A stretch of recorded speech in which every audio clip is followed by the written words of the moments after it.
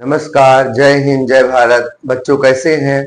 अभी अगली वीडियो में जो है अम्ल की परिभाषा बताए थे। ठीक है, आज हम पढ़ेंगे क्या?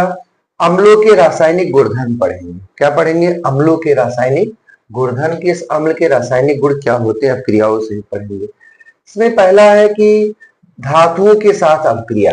पहली अपक्रिया कौन सी है? अम्लों के रासायनिक गुण में धातुओं के साथ अपक्रिया, यानी धातुओं के साथ अपक्रिया क्या होता है। ठीक है, उस धातुओं के साथ अपक्रिया में पहला क्या है कि जो सक्रिय धातु होते हैं, जैसे सोडियम है, मैग्नीशियम है, एल्यूमिनियम है और जिंक है। ठीक है, सोडियम, मैग्नीशियम, एल्यूमिनियम और जो जिंक होता है ना, इनकी क्रिया जब हम तनु अम्लों के साथ कराते हैं तो जो तनु अम्ल होगा, तनु अम्ल कौन सा? डाइल्यूट कंजूगेशन में होगा। ठीक, जो कि तनु और सांद्र में होता क्या है कि जिसमें सांद्रता विलयनों में ज्यादा होगी वो क्या होगा? सांद्र होगा। जिसकी सांद्रता कम होगी वो क्या होंगे? तनु होंगे। इसमें से धातुओं के साथ जैसे सोडियम है, मैग्नीशियम है, एल्यूमिनियम है, जिंक है, ये सक्रिय धातु होती है। ठीक है, इनकी क्रियाशीलता क्या होती है? ज्यादा होती है। जब इनकी क्रिया तनु अम्लों के साथ कराते हैं तो संगत लवण बनता है। क्या बनता है? संगत लवण। और कह रहा है कि हाइड्रोजन गैस इसमें से क्या होती है? विस्थापित हो जाती है।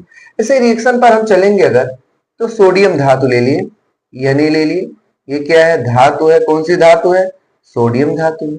इस सोडियम धातु की क्रिया जब हम हाइड्रोक्लोरिक अम्ल के साथ कराते हैं, HCl, HCl क्या है? हाइड्रोक्लोरिक अम्ल है।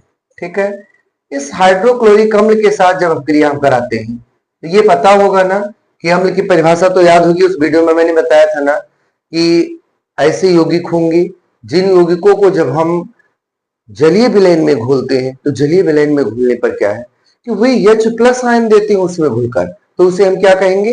अम्ल कहेंगे। क्या कहेंगे? अम्ल कहेंगे। उसी के आधार पर क्या है कि जब धातुओं के साथ क्रिया होती है, जो सक्रिय धातु होती है ना, उन सक्रिय धातुओं की जो क्रियाशीलता होती है ज्यादा होती है। ठीक, यहाँ क्या है कि जो हाइड्रोजन है उस हाइड्रोजन की क्रियाशीलता इस सोडियम धातु की अपेक्षा क्या है? कम है। इसलिए ये सोडियम क्या करेगा? इस हाइड्रोजन को विस्थापित करेगा। और हाइड्रोजन जो होती है ना, यह हमेशा अणुओं के रूप में पाई जाती है, H2। ये जो हाइड्रोजन है, ये हाइड्रोजन गैस बाहर निकल गई। ये H2 क्योंकि अणु है।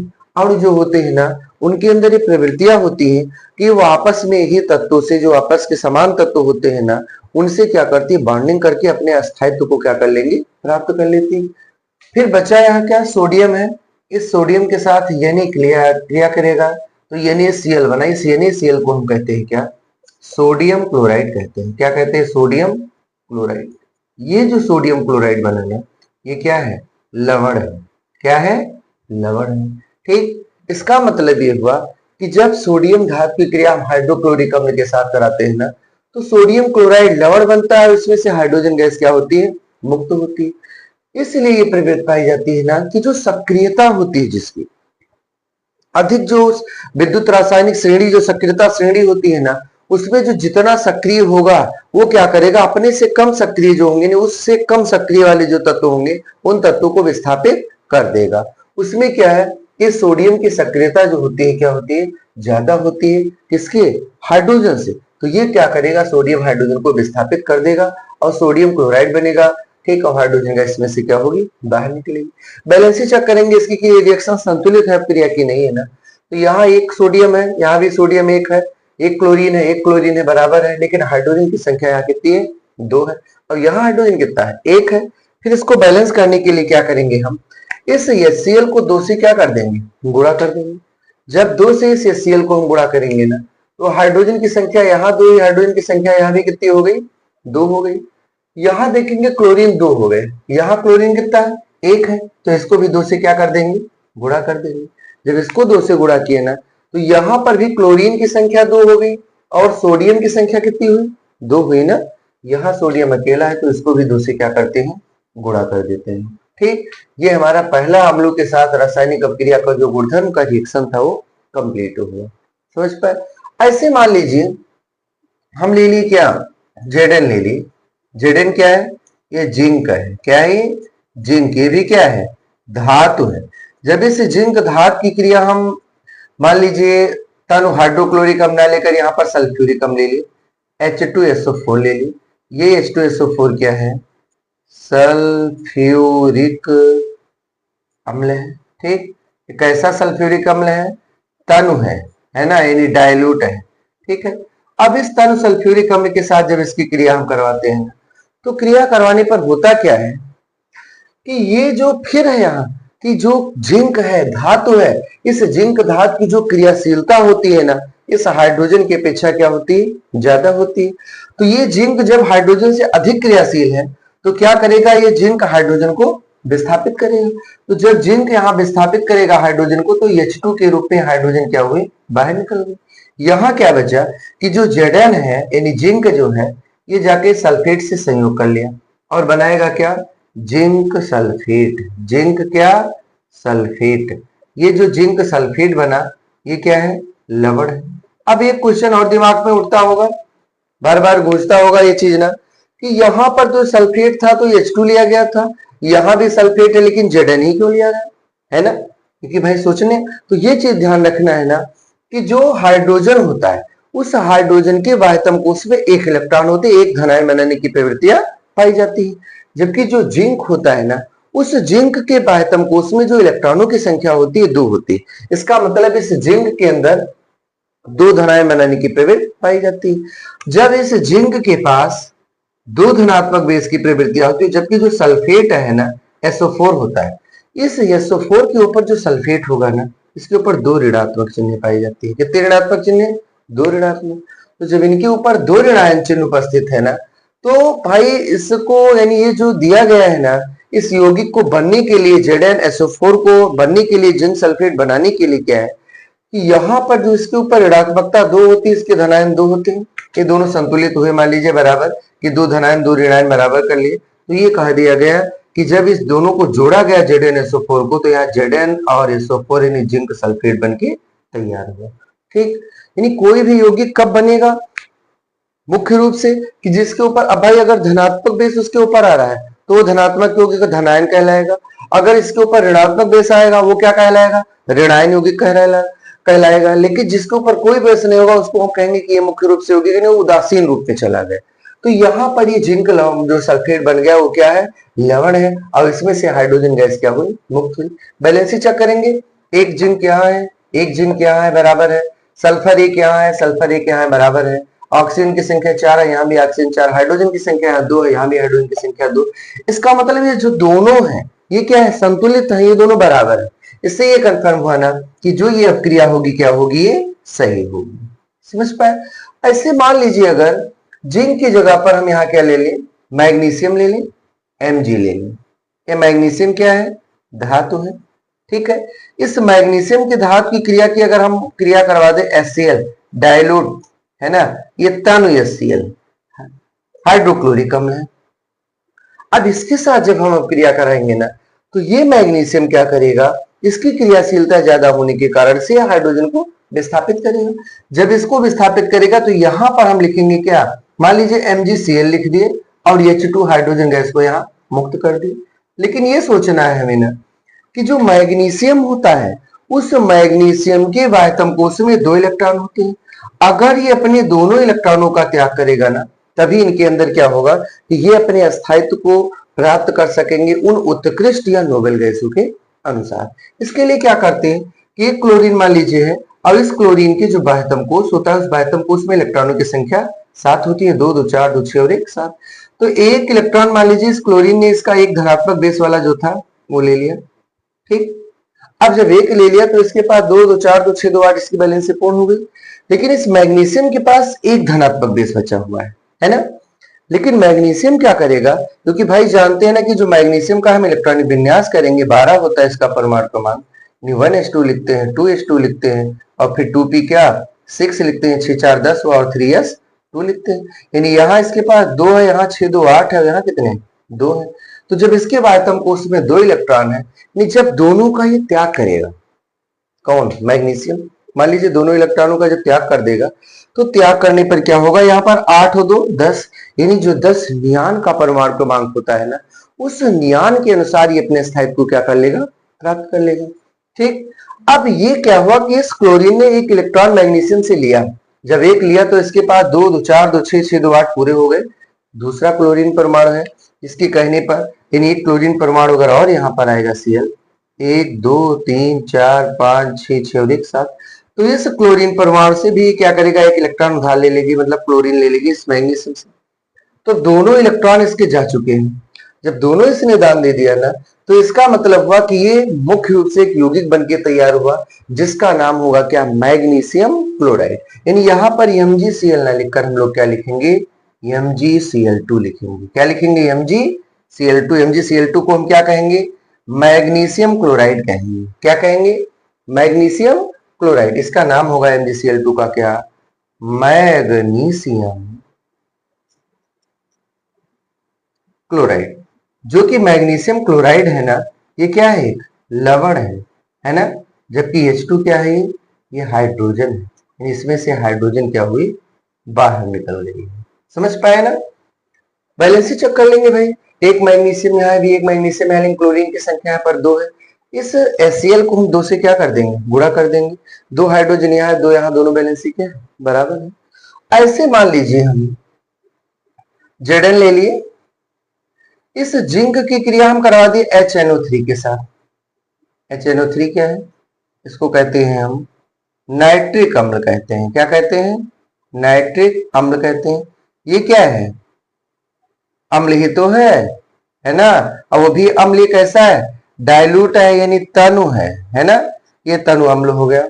अब इस तनु अम्लों के साथ जब क्रिया हुई, और जबकि ये जिंक क्या है, धातु है, इसके साथ जब क्रिया होती है ना, तो ये क्या करता है कि भाई यहां भी जो जिंक की क्रियाशीलता इस हाइड्रोजन से ज्यादा है ना। तो जब इसकी क्रियाशीलता ज्यादा होगी ना, तो ये जिंक क्या करेगा, इस हाइड्रोजन को विस्थापित कर देगा, क्योंकि भाई अधिक क्रियाशील है। तो जब इसको विस्थापित करता है, तो यहां पर जो बचेगा, यानी ये निकलेगी किसके रूप में, H2 के रूप में। हमने हाइड्रोजन गैस यहाँ बाहर कर दिया, बचा यहाँ क्या, Zn ने विस्थापित किया है ना, तो यहाँ क्या लिखेंगे हम, Zn लिखेंगे, है ना।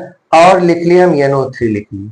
फिर से समस्या खड़ी हुई कि जो नाइट्रेट समूह होगा ना, उस नाइट्रेट समूह के ऊपर एक ऋणात्मक बेस पाया जाता है। मतलब क्या हुआ कि उनमें ऋणायनों की संख्या एक ही बेस होता है, इसको अपने अष्टक को पूरा करने के लिए। फिर क्या है यहाँ पर कि जिंक जो होता है ना, इस जिंक के जो वाह्यतम कोष है, उस वाह्यतम कोष में इलेक्ट्रॉनों की संख्या 2 होती है। कितनी होती है, 2 होती है। तो जब उसके वाह्यतम कोष में 2 इलेक्ट्रॉन होंगे, इसका मतलब कि ये फार्मूला जो लिखा गया ZnNO3, ये मतलब ये नॉट इम्बैलेंस, बैलेंस इसके बराबर नहीं। क्यों, क्योंकि इसके पास कंडीशन क्या है, उस कंडीशन की प्रवृत्तियों को ला रहा है। नहीं, यहाँ क्या होगा कि ZnNO3 का हम होल ट्वाइस कर लेंगे, ठीक। क्योंकि 2 इसके पास ऋणात्मक बेस होंगे, जिनके पास 2 धन आए, दोनों की बैलेंसी क्या होगी, बराबर हो जाएगी। फिर क्या है, इस बैलेंस करेंगे सबके समीकरण को। यहाँ नाइट्रोजन की संख्या 2 है, जबकि यहाँ कितनी है, 1 है ना। इसको 2 से गुणा कर देंगे। जब 2 से गुणा किए तो हाइड्रोजन यहाँ 2 हुए, यहाँ भी हाइड्रोजन 2 है। यहाँ पर ऑक्सीजन 3 दूनी 6, यहाँ पर कितना 3 दूनी 6, यानी दोनों की वैलेंसी क्या हो गई, बराबर। इसका जो नाम होगा उस नाम को हम लिख लेंगे। इसका नाम लिखेंगे क्या, जिंक नाइट्रेट होगा। अब ये जिंक नाइट्रेट जो बनेगा, ये क्या है, लवण है, यानी साल्ट बना। समझ पाए ना। तो अब ये अम्लों के साथ अपक्रिया में पहला था धातुओं के साथ अपक्रिया। जो उनकी मुख्य अपक्रियाएं थी, उन मुख्य अपक्रियाओं को हमने ऐड कर दिया कि इस चीज को जरा सोचो, जरा समझो। फिर उसमें क्या है, पहला कि धातुओं के यानी सक्रिय जो धातुएं होती है ना, सोडियम, मैग्नीशियम, एल्यूमिनियम, जो जिंक होंगी ना, आज की क्रिया जो तन अम्लों के साथ कराने पर हमें संगत लवण प्राप्त होता है, और इस क्रिया में हाइड्रोजन गैस मुक्त होती।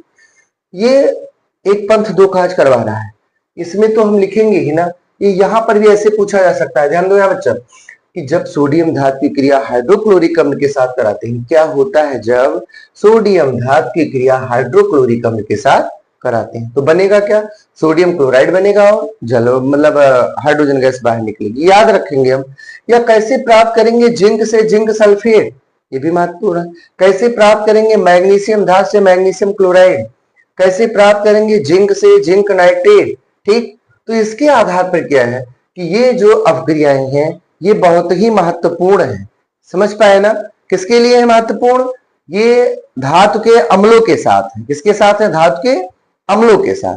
अब आते हैं, इसको एक पेन ले लीजिएगा, कॉपी ले लीजिएगा ना, इसको सुंदर से क्या लिख लेना है, नोट कर लेना है, क्योंकि ये इंपॉर्टेंट मतलब अपक्रिया है। ठीक, ये महत्वपूर्ण दो जगह काम आएगी। एक तो आप यहाँ पर देखेंगे ही ना तुम लोग इस पर कि ये अम्लों के रासायनिक गुणधर्म के आधार पर तो देखेंगे ही ना, ठीक, कि उसमें प्लस क्या होता है जब और कैसे प्राप्त करेंगे में भी ये क्रिया क्या है, महत्वपूर्ण है। ठीक है, ये थी पहला इसका स्टेप। अब इसके हम दूसरे स्टेप पर जब हम आएंगे, कोई दूसरा ले लेंगे, जैसे मान लीजिए कि हम ले लिए क्या, धातु जो कार्बोनेट होते हैं, है ना, उन धातु कार्बोनेटों के साथ अगर इनकी अम्लों की अभिक्रिया हम करवा दें, इन तनु अम्लों की अभिक्रिया, ठीक, क्या लिखेंगे, धातु कार्बोनेटों के साथ अभिक्रिया, धातु कार्बोनेटों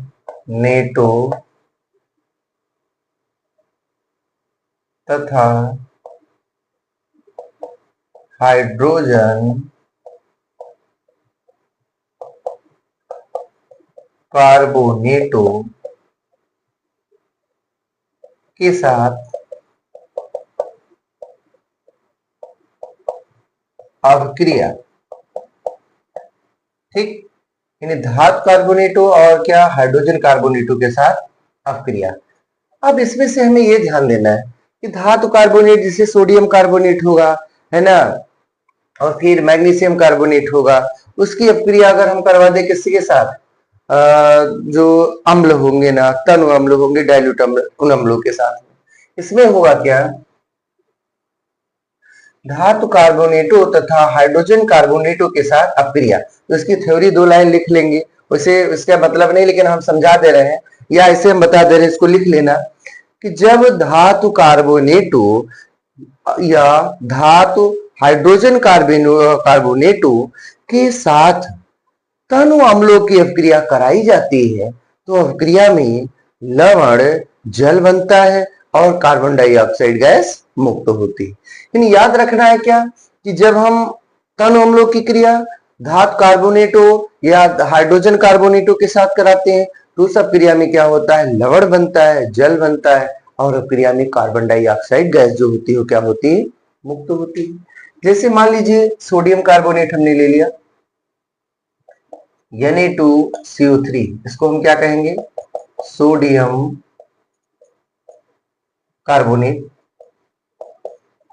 अब इस सोडियम कार्बोनेट की जो क्रिया थी ना, हमने करवा दिया, मान लीजिए कि हाइड्रोक्लोरिक अम्ल के साथ करवा दी, HCl के साथ करवा दें, है ना, किसी के साथ भी करवा सकते, चाहे हाइड्रोक्लोरिक अम्ल के साथ करवा दे, चाहे तनु सल्फ्यूरिक अम्लों के साथ करवा दें, ठीक। मान लीजिए कि हाँ तनु सल्फ्यूरिक अम्ल के साथ हमने करवा दिया, प्लस H2SO4, ये डाइल्यूट है, तनु है, सल्फ्यूरिक अम्ल है, इसके साथ जब हम अभिक्रिया कराएंगे ना, तो यहां पर लवण रूप बनेगा, और क्या है, जल बनेगा, और क्या है कि कार्बन डाइऑक्साइड गैस इसमें से मुक्त होगी।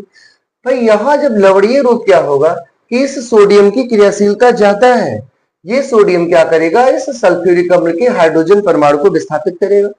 तो जब हाइड्रोजन विस्थापित होगा ना, तो यहां पर जो बचेगा क्या, Na2SO4, इसका नाम हो जाएगा क्या, सोडियम सल्फेट। ये जो सोडियम सल्फेट बनाना, ये क्या है, लवण है, क्या है ये, लवण, और H2O+CO2 यानी कार्बन डाइऑक्साइड। मतलब इसका ये हुआ कि जो हाइड्रोजन यहां से विस्थापित हुआ, वो ऑक्सीजन के साथ संयोग करके जल बना रहा है, और इस अभिक्रिया में कार्बन डाइऑक्साइड गैस बाहर निकल रही। अभी बैलेंस बाद में हम लोग बराबर करेंगे। जैसे मान लीजिए कैल्शियम कार्बोनेट ले लिया गया, CaCO3, ये क्या है, कैल्शियम कार्बोनेट है। ये जो कैल्शियम कार्बोनेट है ना, ये कैल्शियम कार्बोनेट क्या है, कार्बोनेटो ग्रुप ही है ना। इसकी क्रिया मान लीजिए हमने करवा दिया किसके साथ, हाइड्रोक्लोरिक अम्ल के साथ करवा दिया, वो भी डाइल्यूट है, तनु हाइड्रोक्लोरिक अम्ल के साथ। जब तनु हाइड्रोक्लोरिक अम्ल के साथ इसकी क्रिया करवाएंगे, तो ये हम जानते हैं कि जो कैल्शियम है, उस कैल्शियम की जो क्रियाशीलता है वो हाइड्रोजन से ज्यादा है, यदि कैल्शियम हाइड्रोजन से अधिक क्रियाशील है। तो जब इससे अधिक क्रियाशील होगा ना, तो ये कैल्शियम क्या करता है, हाइड्रोजन को विस्थापित करके लवण बनाता है। लवण में क्या होगा, Ca, ठीक, और क्या, Cl2 हम लिखेंगे, क्या लिखेंगे, CaCl2, ये क्या है, कैल्शियम क्लोराइड होगा। ये कैल्शियम क्लोराइड जो बना ना, ये क्या है? लवण है। क्यों? क्योंकि जानते हैं कैल्शियम जो होता है ना, उस कैल्शियम के बाह्यतम कोश में इलेक्ट्रॉनों की संख्या 2 होती है। ठीक है, 2 कैसी होती है? जैसे भी मान लीजिए कैल्शियम का परमाणु क्रमांक 20 होता है, इलेक्ट्रॉनिक विन्यास करेंगे ना तो 1s2 2s2 होगा, 2p क्या होगा? 6 होगा, 3s2 होगा ना, 6 2 8 2 10 दोबारा है ना, 3p 6 होगा, 12 6 18 और फिर 4s कितने होंगे? 2 होंगे। देखेंगे कि अगर ये 4s वाला जो इलेक्ट्रॉन है, ये दोनों अपने इलेक्ट्रॉन को त्याग दे तो यहाँ पर 6 2 8 6 2 8 और यहाँ 2 8 8 16 2 18, जो 18 होता है परमाणु क्रमांक, वो आर्गन का होता है ना। तो इस आर्गन के अनुसमान ये अपनी वैलेंसी को क्या कर लेगा? प्राप्त कर लेगा। ठीक, तो इसमें से 2 इलेक्ट्रॉन ये त्यागेगा, इसलिए यहाँ पर अब क्लोरीन जो होती है ना, उस क्लोरीन का परमाणु क्रमांक देखिए, बहुत डीपली हम इसको बता रहे हैं, बहुत जीरो से बता रहे हैं।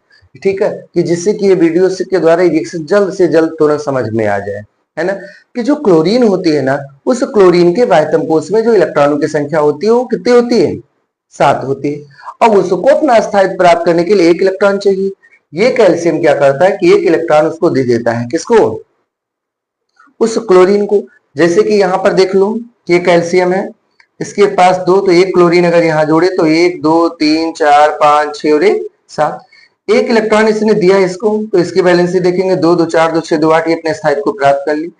यहाँ दूसरी क्लोरीन हम ले लिए, इसके पास भी 1 2 3 4 5 6 6 और 1 7, यहाँ भी 1 इलेक्ट्रॉन इसने दे दिया ना, तो इसके पास भी कितने हुए? 2 और 2 4 2 6 2 8, यहाँ देखिए 2 2 4 2 6 2 कितने? 8। इन इसके बाह्यतम कोश में जो इलेक्ट्रॉन होगा 2 8 8 8 8 16 2 कितने? 18। इसके बाह्यतम कोश में भी कितने हो गए? 2 8 8, यानी 8 8 16 2 कितने? 18। तो ये भी नोबेल गैस के अनुसार क्या अपने स्थायित्व को प्राप्त कर लिए, और ये भी नोबेल गैस के अनुसार अपने स्थायित्व को प्राप्त कर लिए।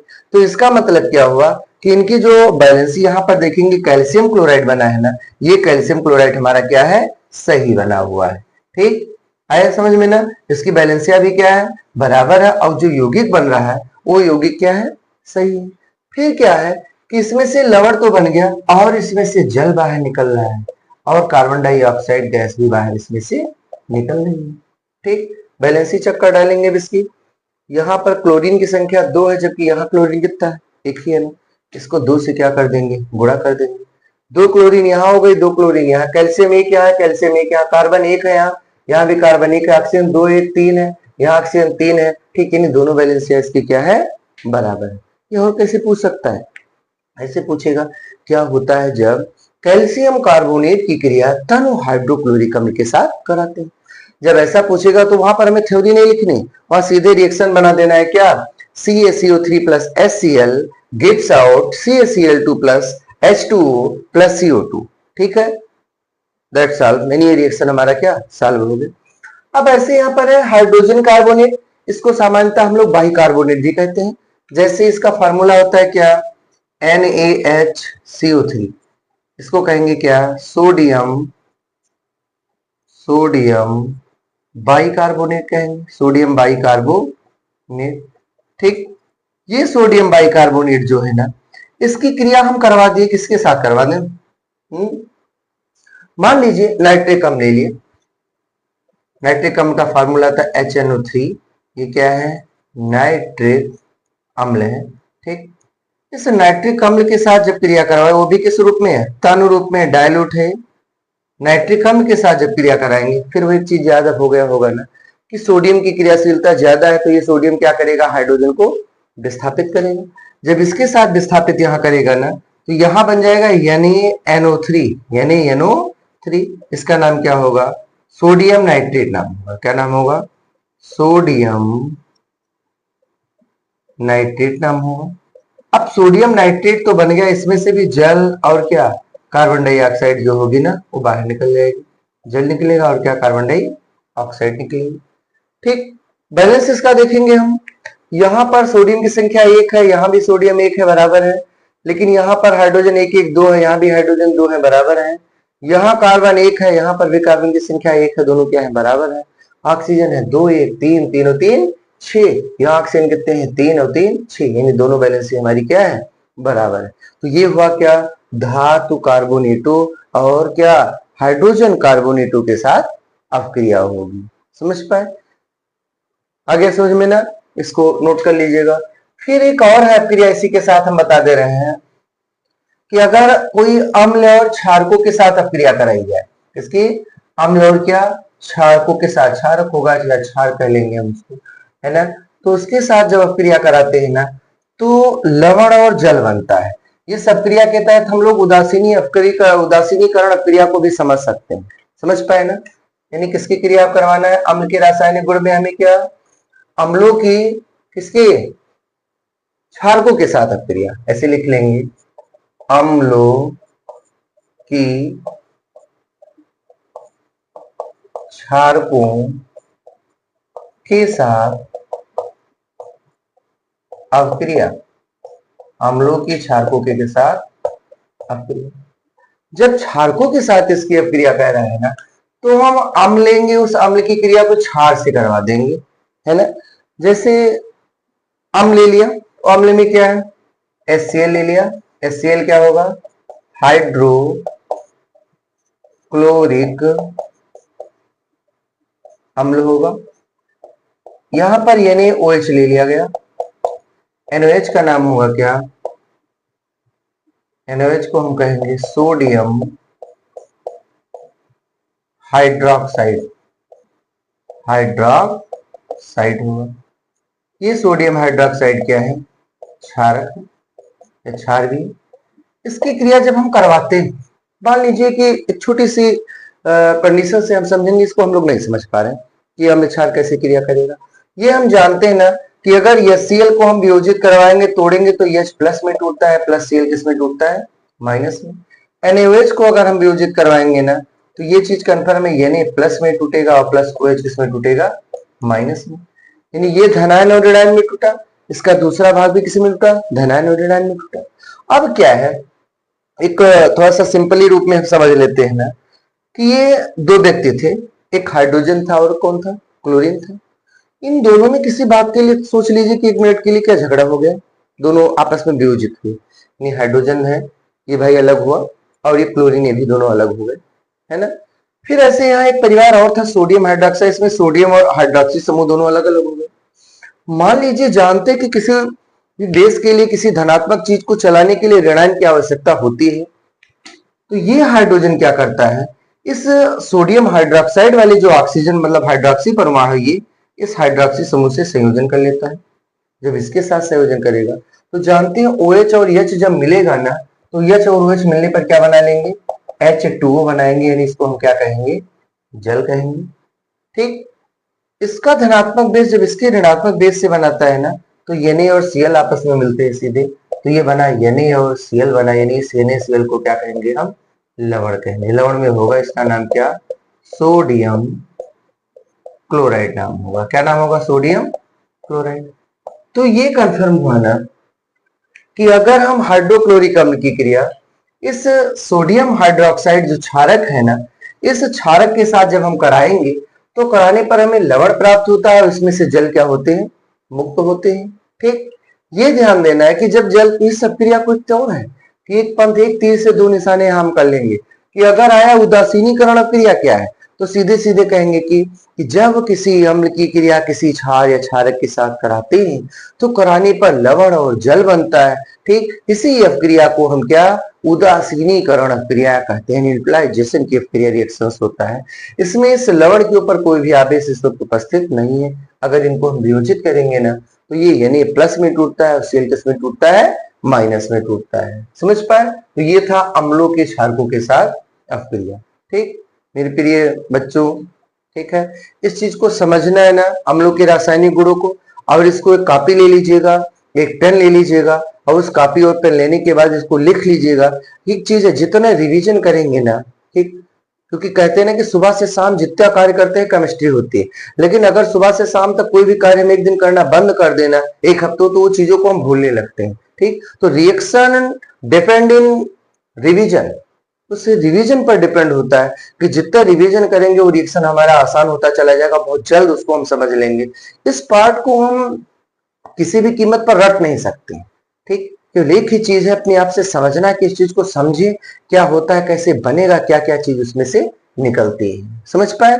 तो इसको कॉपी और पेन ले लीजिएगा, इसको नोट कर लीजिएगा, समझ लीजिएगा, ठीक है। समझने के बाद फिर इसको पढ़िएगा। ये हमारे बोर्ड एग्जाम के लिए, यूपी बोर्ड और जो इंटरमीडिएट की क्लासेस के लिए भी कुछ रिएक्शन ऐसे इसमें से हैं कि वो आ सकते, कभी कभी पूछ लेता है छोटे छोटे, क्योंकि बेस है हमारा, इसलिए यूपी बोर्ड के लिए बहुत ही अति आवश्यक है। ठीक, इस वीडियो के तहत इसको देखते रहिए, तैयार कीजिए। हाँ, एक रिक्वेस्ट है छोटी सी, कोई ये जो मैं मेहनत कर रहा हूं ना, ये तुम लोगों के लिए कर रहा हूं कि इसको से अच्छे से पढ़ सको, इसको अच्छे से समझ सको। इसका कोई ये नहीं है कि हाँ कोई फीस है, इस फीस के तहत हम समझा रहे हैं। नो, इस फीस से कोई लेना देना नहीं है, कोई मतलब ये नहीं है, फीस का मतलब ये नहीं है। फ्री ऑफ कॉस्ट क्या है कि इसको आप लोग के तहत हम एक सेवा में है ना। एक गुरु अपने शिष्य को क्या ऊंचाइयों तक ले जाने के लिए इन बिंदुओं का उपयोग करके आप लोगों तक इन बातों को मैं अपनी पहुंचाता हूं इस वीडियो के तहत। ठीक, इसलिए इसको आप ज्यादा से ज्यादा लाइक कीजिए, चैनल को हमारे सब्सक्राइब कीजिए। जय हिंद, जय भारत, वंदे मातरम।